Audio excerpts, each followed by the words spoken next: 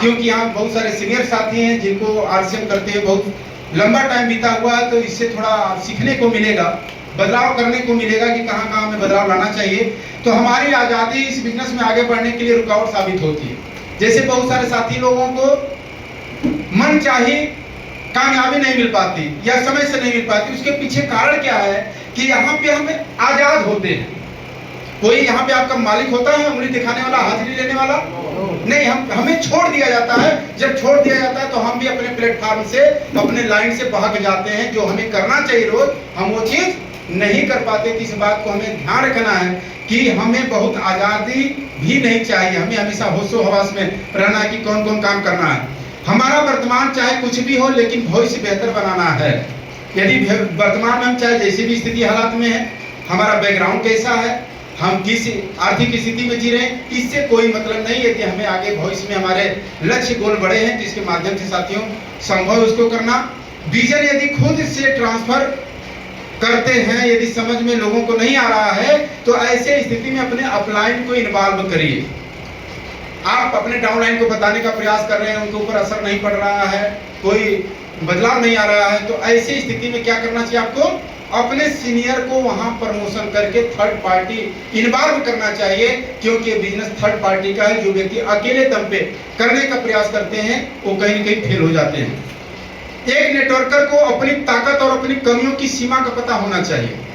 हमारी ताकत क्या है? जैसे कुछ लोग प्लान दिखाने में कमजोर होते हैं, लेकिन प्रोडक्ट सेल करने में माहिर होते हैं।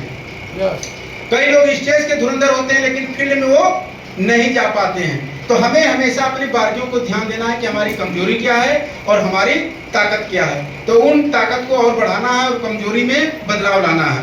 एक नेटवर्कर को 100 लोगों को डायरेक्ट अपने संपर्क में लेना चाहिए और उसके साथ काम करना चाहिए।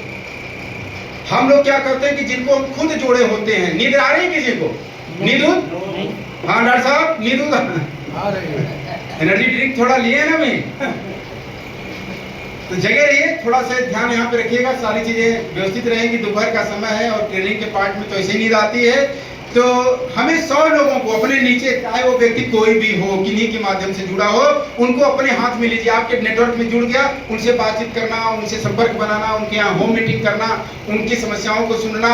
यदि 100 लोगों को डायरेक्ट हम फॉलो करके काम करें तो इसमें लाख रुपए महीना पे पहुंचना आसान हो जाता है। साथियों, गलती क्षम्य होती है, लेकिन गलतियां क्षम्य नहीं होती। गलती का मतलब एक बात, गलती सबसे होती है। गलती होना गलत बात नहीं है, लेकिन गलतियां करते रहना गलत बात है। अब बता दिया गया कि भाई ये कमी अगले बार से में सुधार कर लेना है। अब अगले बार भी वैसे ही आ गए, फिर उसके अगले बार भी वैसे ही आ गए, गलतियां पे गलतियां करते जा रहे हैं। यानी ये चीज क्षम्य नहीं है और ये चीज हम नहीं बदलेंगे तो फिर आगे बढ़ना मुश्किल हो जाएगा। जैसे हमारे अरुण जी हैं, पहले आप टाई हुई लगा के आते थे, आज क्यों नहीं लगाए? घर पे हो गया, गाड़ी में पड़ा हुआ है भाई। ये गलतियां हैं, गलती नहीं, ये गलतियां हैं। सीनियर साथी उनको माफ नहीं, नया व्यक्ति गलती करे कोई फर्क नहीं, वो एक बार 2 बार वाले हैं, लेकिन हमें गलतियां नहीं करना है। हीरो बनने पर नहीं, हीरो बनाने के ऊपर हमें फोकस करना चाहिए। अपने डाउनलाइन को मौका दीजिए। आप यदि अपने साथ कहीं अपने अपलाइन को ले जाते हैं तो उस समय अपने अपलाइन का प्रमोशन, अपनी तारीफ करने के बाद आप शांत हो जाइए। कई बार लोग क्या करते हैं कि बीच बीच में कूद जाएंगे, वो धैर्य नहीं रख पाते। अपलाइन को जितना हुआ वो समझा दिया कि इस व्यक्ति को इतना ही सही है। अब वो खोदेंगे, सर जी वो बता दें, सर जी रखिया हाउ टेक्निकल लाख रुपये अब खोद रहे हैं। हाँ, अब हम सोचते हैं कि कुल रख दीजिए। अरे भाई, अपलाइन आपके चालाक हैं, बुद्धिजीवी हैं, उनको लगा कि यार जितना ये झेल सकता है उसको उतना तो बता दिए। बता करके जान गए कि इससे ऊपर जाएंगे तो व्यक्ति खराब हो जाएंगे। तो बता दे, आप ऐसी स्थिति में धैर्य रखिए, आप बीच में मत कूदिए। अपलाइन सब समझ रहा है, इस बात का हमें ध्यान रखना, ठीक है ना? जहां सिस्टम पर काम कर रहा है वहां लोगों को अटैच कीजिए। जहां सिस्टम काम कर रहा है, जैसे आपके कोई इलाहाबाद में, वहां हर महीने कोर लीडर की मीटिंग होती है, आप नेट पे देख लीजिए, वहां पे है। आपके दिल्ली में है, नोएडा, जहां सिस्टम यानी यूएस का प्रोग्राम हो रहा हो, पिकअप सेंटर कार्य कर रहे हो, होम डिलीवरी काम कर रही हो, तो वहां से यदि आप एक्शन लीजिएगा, वहां पे वर्क करना चाहिएगा, तो कम ताकत में ज्यादा रिजल्ट लाएगा। अब जाएंगे झारखंड के जंगल में, जहाँ नेटवर्क भी पकड़ना मुश्किल है। हमारे सर फुआ के लड़का जुड़ गए सर बहुत मजबूत, हम वहीं जाएंगे, तो वहां कर सकते हैं, लेकिन यहाँ के अपेक्षा ताकत हमें ज्यादा लगाना पड़ेगा। तो इस बात का ध्यान रखिए कि जहाँ सिस्टम पहले से कार्य कर रहा है वहां पे काम करना हमारे लिए आसान हो जाता है। आउट ऑफ स्टेशन बिजनेस की शुरुआत करें, यानी अपने जिला से हटके, अपने शहर से हटके दूसरे जगहों पे हमारे लोग यदि हैं तो उनके ऊपर हाईलाइट करिए, फोकस करिए, उन्हें सिस्टम बताइए, जूम में शामिल करवाइए, ताकि वो व्यक्ति वहां यदि तैयार होंगे तो आपका बिजनेस चला जाएगा अन्य स्टेट में, यानी दूसरे जगहों से आने लगेगा।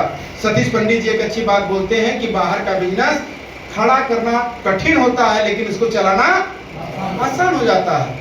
दूर में एक बार व्यक्ति खड़ा हो गया, अब हम लोग के एमपी अनूपपुर यहाँ से 600 किलोमीटर दूर, कटनी, अनूपपुर, सडौर, बिलासनगर, रायपुर उधर लेते हुए पूरा हम लोग का हर महीना लगभग 20 लाख का बिजनेस आता है वहां से।